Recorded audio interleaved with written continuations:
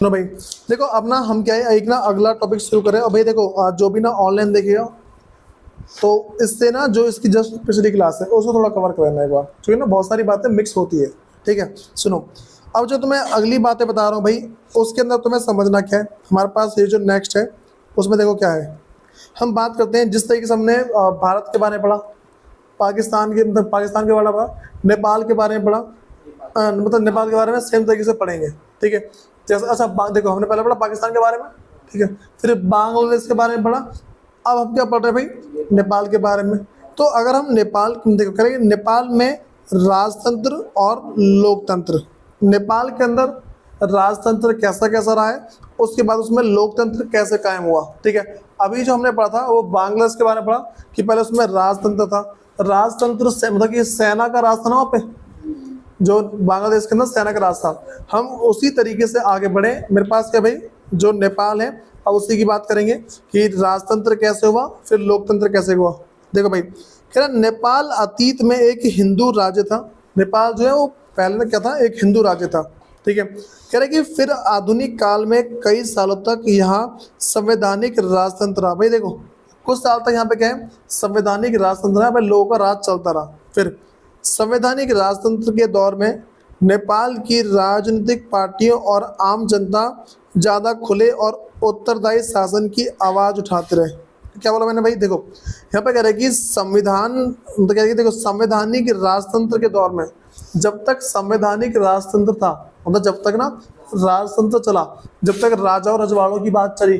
ठीक है, जब तक राजाओं ने वहाँ पे राज किया, तो कह रहे कि संवैधानिक राजतंत्र के दौर में नेपाल की राजनीतिक पार्टी, भाई राजनीतिक पार्टी का मतलब क्या है, जो वहाँ पे राज कर रही है। ठीक है, और आम जनता, देखो एक तो मैं क्या बोला कि राजनीतिक पार्टी, दूसरा मेरे पास क्या भाई, आम जनता ज़्यादा खुले और उत्तरदायी शासन की आवाज़ उठाते हैं। देखो भाई ज़्यादा खुले का मतलब क्या है, हमें आज़ादी चाहिए। ठीक, ज़्यादा खुले का मतलब ये है कि भाई हमें आज़ादी चाहिए, हम ज़्यादा गुलामी नहीं झेलेंगे। फिर जाके और उत्तरदायी शासन की आवाज़ उठाता है। उत्तरदायी शासन का मतलब क्या होता है, उत्तरदायी शासन का मतलब है अगर तुम कोई सा भी काम करते हो तो उसके जिम्मेदार मानो खुद को। जैसे मान लो कि भाई अगर ना अभी जो मोदी है, तो मोदी ने अगर मान के चलो कि नोटबंदी करी होती, ठीक, अगर उससे हमारे देश को जो भी घाटा होता ना, वो मोदी को मानना पड़ेगा भाई बीजेपी सरकार के कारण से हुआ है। उसको बोलते हैं उत्तरदायी शासन। ठीक है, तो अब नेपाल के अंदर भाई यही हुआ, वहाँ के लोगों ने किसकी आवाज़ उठाई भाई, ज़्यादा खुले, ठीक है, ज़्यादा खुले और उत्तरदायी शासन की बात करी। बताओ भाई ये बात समझ आ रही है। हाँ भाई देखो अब मैं नॉर्मली क्या बोल रहा हूँ, कह रहा लेकिन राजा के कह रहा सुनो भाई, कह रहा लेकिन राजा ने सेना की सहायता से शासन पर पूरा नियंत्रण कर लिया और नेपाल में लोकतंत्र की राह अवरुद्ध हो गई। देखो अब क्या हुआ कि मेरे पास ना, देखो नॉर्मल सी बातें बोलूँगा भाई, देखो जनता ने आवाज़ उठाया, जनता के आवाज़ उठाने के साथ क्या हुआ, देखो नॉर्मली क्या होना चाहिए कि जनता अगर आवाज़ उठा रही है तो जनता की मांग पूरी कर देनी चाहिए, कानूनी रूप से ही होना चाहिए। लेकिन पता क्या हुआ, जो राज आया उसने जनता की आवाज़ बंद कर दी। क्या ज़्यादा उछलने की जरूरत नहीं है, हम नाम देख लेंगे तुम अकेले। फिर क्या हुआ कि भाई एक मजबूत लोकतंत्र समर्थक आंदोलन की चपेट में आकर राजा ने 1990 में नए लोकतांत्रिक संविधान की मांग मान ली। अब क्या हुआ, देखो जो नेपाल का राजा था, कह रहा नेपाल का एक मजबूत लोकतंत्र समर्थक, मजबूत लोकतंत्र समर्थक का पता है मतलब क्या है, मतलब समर्थक आंदोलन। इसका मतलब है एक कोई ऐसी पार्टी खड़ी हुई, एक कोई ऐसी टीम खड़ी हुई, बोला अगर तुम संविधान लागू नहीं करोगे हम तुम्हारा पूरा साम्राज्य उजाड़ देंगे। इसको बोलते हैं बहुत ही मजबूत लोकतंत्र समर्थक आंदोलन। ऐसा आंदोलन चला जो बहुत ही स्ट्रांग था, जो पूरे देश को बर्बाद करने की क्षमता रखता था। ठीक है, फिर कह रहे कि नेपाल में लोकतांत्रिक सरकारों का कार्यकाल, देखो अब क्या हुआ, जो लोकतांत्रिक सरकार का जो कार्यकाल है ना, वो क्या है कि देखो बहुत, हाँ भाई बहुत छोटा और समस्याओं से भरा रहा। नेपाल के अंदर जो भी तुम्हारे पास ना लोकतांत्रिक शासन था, एक तो पहले तो भाई बहुत ही छोटा था, छोटा होने के साथ साथ उसमें समस्या बहुत सारी थी। ठीक, उसके आगे बात करते हैं, कह रहा 1990 के दशक में, तो बता दशक का मतलब क्या होता है, 19, देखो मैं ना 1990, तो 1990 से 1991, ठीक है, 92, 93, 94, 95, 96, 97, 98, 99, कहाँ तक पहुँचेंगे भाई, 99 तक पहुँचते हैं। ये मेरे पास क्या है 1990 का दशक है, ठीक। लेकिन अगर मैं बोल दूं ना कि बच्चों मुझे बताओ 1980 का दशक क्या होगा, मैं क्या बोल रहा हूँ कि 1980 का दशक बताओ मुझे क्या होगा, तो 1980 का दशक 1981, ठीक है, 82, 83, 84, 85, 86, 87, 88 और 89, ठीक है। मतलब कि क्या बोलूँगा 1989 तक मेरा 1980 का दशक चलेगा। बोलो इन बातों में दिक्कत है भाई कुछ, किसी को बोलना है कितना कुछ अभी उसके बाद? तो भाई वही बातें कह रहे हैं कि 1990 के दशक में नेपाल के माओवादी नेपाल के अनेक हिस्सों में अपना प्रभाव जमाने में कामयाब हुए। देखो है कह रहे कि 1990 के दशक में नेपाल के माओवादी नेपाल, सुनो, माओवादी नेपाल के अनेक हिस्सों में, भाई जो नेपाल है ना उसके बहुत से हिस्सों में क्या है कि अपना प्रभाव जमाने में कामयाब हुए। जो लोकतंत्र था ना, लोकतंत्र भाई वो बहुत सारे हिस्सों में मतलब कि कामयाब हो गया, बहुत सारे हिस्सों में लोकतंत्र कायम हो गया। फिर है माओवादी, भाई माओवादी की बात चल रही है, माओवादी ना एक आंदोलन टाइप जो आंदोलन चलाते हैं ना उनकी बात चल रही है। फिर माओवादी राजा और सत्ताधारी अभिजन के खिलाफ सशस्त्र विद्रोह करना चाहते। देखो भाई जो माओवादी लोग थे ना, जो माओवादी है तुम्हारे पास क्या है आंदोलन चलाने वाले लोग, ये ऐसे लोग थे जो क्या है कि किसके खिलाफ भाई, देखो सबसे पहला जो भी राजा थे, ठीक है, फिर जो सत्ताधारक, सत्ताधारक कौन होते हैं भाई, सत्ता, देखो सत्ताधारी जिसको सत्ताधारी बोलते हैं वो लोग जिनके हाथ में सत्ता थी, जिनके हाथ में पूरी की पूरी सरकार थी, उनकी बात चल रही है, ठीक है। सुनो तो भाई ये क्या है उनके मतलब कि ना उनके खिलाफ नॉर्मली बोल सकते हैं। देखो हाँ भाई क्या उनके खिलाफ विद्रोह करना चाहते थे, बात तुम्हारी है। फिर क्या है कि इस वजह से राजा की सेना और माओवादी गुरिल्लों के बीच हिंसक लड़ाई छिड़ गई। देखो अब माओवादियों में और जो राजा की सेना है इनमें क्या भाई बहुत ही भयंकर लड़ाई छिड़ी। फिर कुछ समय तक राजा की सेना, लोकतंत्र समर्थकों और माओवादी के बीच त्रिकोण संघर्ष हुआ। इन तीनों के बीच पता लड़ाई हुई किसने भाई, सबसे पहला लोकतंत्र समर्थक, माओवादी और जो राजा है ना, जो राजा की सेना, इन तीन, देखो राजा की सेना, लोकतांत्रिक समर्थक और माओवादियों, इन तीनों के बीच में क्या भाई बहुत ही तगड़ी सी लड़ाई हुई। समझ रहे क्या बोला हूँ, मतलब कि ना इनमें ना एक मान लो कि ये इसके लिए लड़ रहा है, वो उसके लिए लड़ रहा है, ऐसी बातें चलती है। मैं बोल रहा हूँ, देखो एक पार्टी, मान लो एक पार्टी ए है, दूसरी पार्टी मेरे पास बी है, तीसरी पार्टी सी है। ए चाहता है मैं चलूँ, ठीक है, बी चाहता है मैं चलूँ, सी चाहता है मैं चलूँ, ठीक। अब ये ए बी से लड़ाई कर रहा है, बी तुम्हारा सी से लड़ाई कर रहा है, सी तुम्हारा ए से लड़ाई कर रहा है, ठीक। तो इन तीनों के बीच में क्या एक तरीके से लड़ाई चल रही है, ठीक। तो ये मेरे पास वही चीज़ है। मैंने कौन कौन सा बोला भाई, पहला मेरे पास है कि राजा की सेना, ठीक है, दूसरा लोकतंत्र समर्थक और तीसरा माओवादी। तो इनके बीच क्या भाई त्रिकोणीय संघर्ष हुआ। समझे त्रिकोणीय संघर्ष क्या होता है। उसके बाद फिर 2002 में राजा ने संसद को भंग कर दिया। 2002 में राजा और संसद पूरी खत्म कर दी, ठीक है, और सरकार को गिरा दिया। और क्या, सरकार को गिरा दिया। क्या इस तरह नेपाल में जो भी थोड़ा बहुत लोकतंत्र था उसे राजा ने खत्म कर दिया। देखो भाई अब क्या है ना कि जो थोड़ा बहुत, जो देख लो लोकतंत्र वैसा था नहीं नेपाल के अंदर, लेकिन जो भी थोड़ा बहुत था उसे भी खत्म कर दिया। फिर अप्रैल 2006 में ये देशव्यापी लोकतंत्र समर्थक प्रदर्शन हुए, ठीक। अब क्या भाई यहाँ पे ना हर एक देश के जो नेता ना वो कह रहे भाई तुम भी अपना लोकतंत्र चालू करो।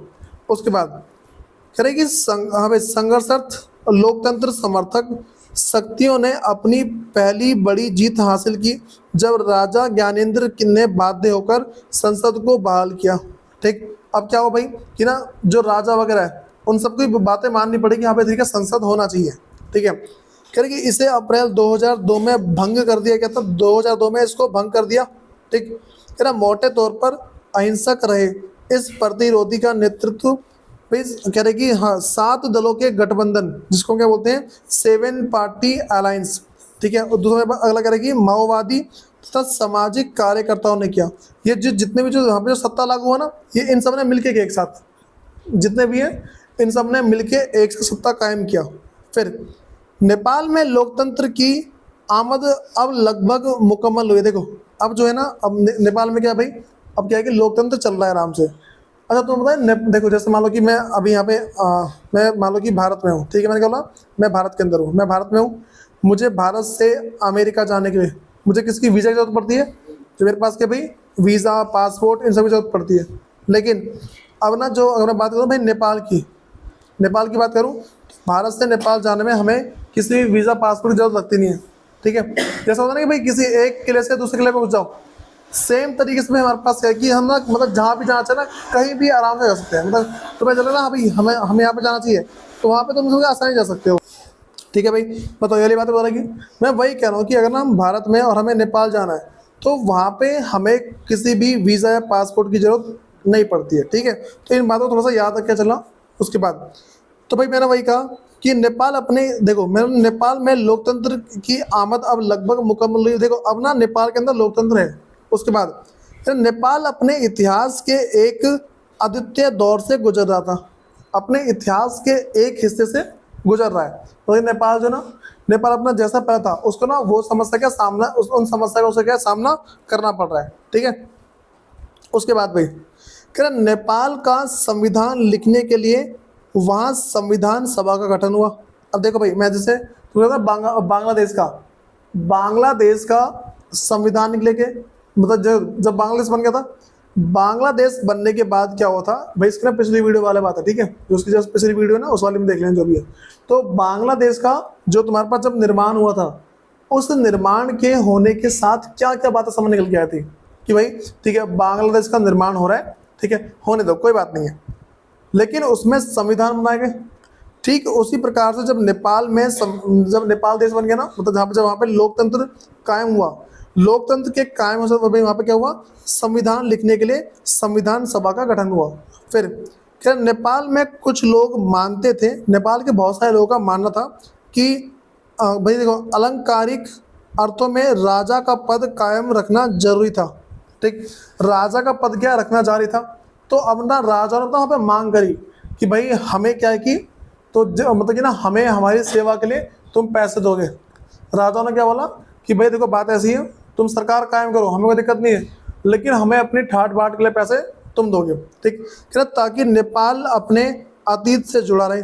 वहाँ के राजाओं ने बोला कि भाई देखो बात ऐसी है ना, तुम जो है देखो हम अपने इतिहास को छोड़ नहीं सकते। राजाओं ने क्या बोला कि हम जो है अपने इतिहास को छोड़ नहीं सकते, तो इसलिए क्या है कि राजाओं का होना जरूरी है।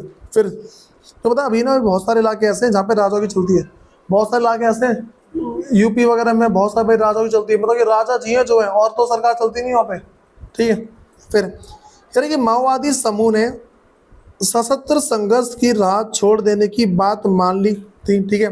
फिर माओवादी चाहते थे कि संविधान में मूलगामी सामाजिक और आर्थिक पुनर्रचना के कार्यक्रम को शामिल किया जाए, ठीक है।